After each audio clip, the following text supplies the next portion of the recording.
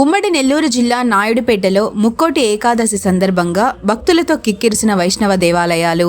తుమ్మూరులోని కరిమాణిక్య స్వామి ఆలయంలో టీడీపీ ఆధ్వర్యంలో జరిగే ముక్కోటి ఏకాదశి సందర్భంగా గరుడ వాహనంపై దర్శనమిచ్చిన స్వామివారు అనంతరం స్వర్ణముఖి నదీ తీరాన తిమ్మాజీ కండ్రిగలో ఉన్న అభయ వెంకటేశ్వర స్వామి ఆలయంలో ముక్కోటి ఏకాదశి సందర్భంగా ఉత్తర ద్వార దర్శనం ద్వారా భక్తులకు దర్శనమిస్తున్న స్వామివారు.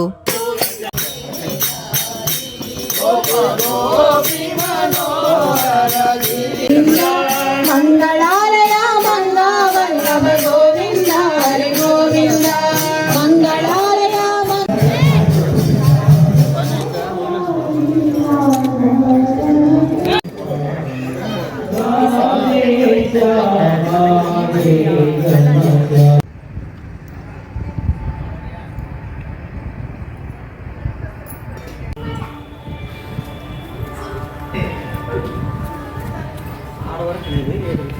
నువ్వు తప్పిపోతావు.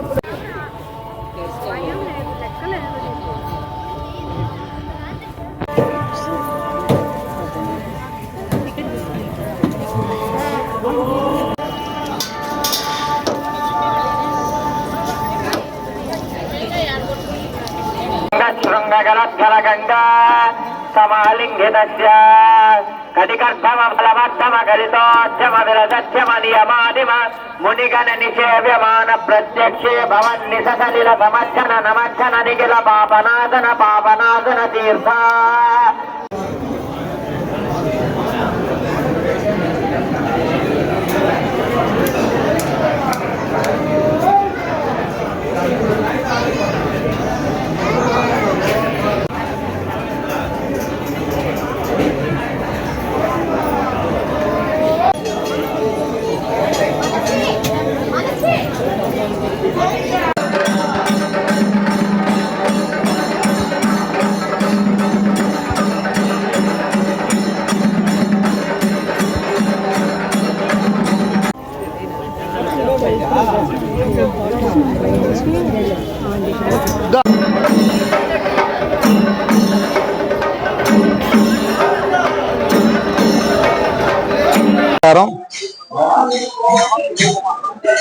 అందరికీ వైకుంఠ ఏకాదశి శుభాకాంక్షలు. ఈరోజు తిరుపతి జిల్లా తుమ్మూరు నాయపేట పట్టణం నుండి తుమ్మూరు శ్రీ కరిమాణిక్య స్వామి దేవస్థానం నందు వైకుంఠ ఏకాదశి ఘనంగా జరుగుతున్నాయి. శ్రీ కరిమాణిక్య స్వామి దేవస్థానం టిటిడి ఆధ్వర్యంలో గత 8 సంవత్సరాల నుంచి ఇక్కడ ఈ ఉత్సవాలు జరుగుతూ ఉన్నాయి. ప్రజలందరూ కూడా సంతోషంగా పాల్గొంటున్నారు. దేవస్థానం టిటిడి దేవస్థానం వారు ఈ రోజు కూడా మంచి ఏర్పాట్లు చేశారు. భక్తులకి అన్ని సౌకర్యాలు కల్పించారు. అయితే కొన్ని ప్రసాదంలో కొన్ని లాంటిది లోపించింది. అదేవిధంగా దేవస్థానంలో కూడా సిబ్బంది కూడా సరిగ్గా ఇంకా కష్టపడి పనిచేయాల్సిన అవసరం ఉంది.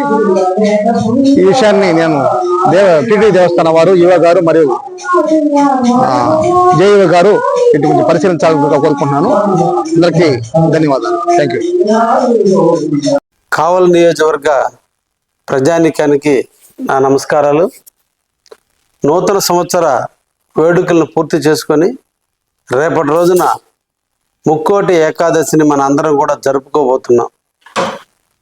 ముక్కోటి ఏకాదశి నాడు విష్ణు పురాణం ప్రకారం అందరికీ దేవుడైన విష్ణు వైకుంఠాన్ని వీడి 3 కోట్ల దేవతలందరికీ దర్శనం ఇచ్చేందుకు ఉత్తర ద్వారం నందు వచ్చుతున్నాడు. కాబట్టి దాన్ని ముక్కోటి ఏకాదశిగా అభివర్ణిస్తున్న విషయం మనందరికీ తెలుసు. ఆనాడు విష్ణువుని సందర్శిస్తే 300 కోట్ల జీవిత ఫలం మనకు అందరికీ అందుతుందని ప్రజల యొక్క నాంది. అందుకని రేపటి రోజున అందరూ కూడా ముక్కోటి ఏకాదశి నాడు అందరూ దేవాలయాలు సందర్శించాలని, అందరినీ ఆ దేవుణ్ణి కొలవాలని, ఆ దేవుని యొక్క దీవెనలు మన కావలి నియోజకవర్గం మీద మన అందరి ప్రజల మీద ఉండాలని మనసారా కోరుకుంటూ అందరికీ ముక్కోటి ఏకాదశి శుభాకాంక్షలు తెలియజేస్తున్నాను.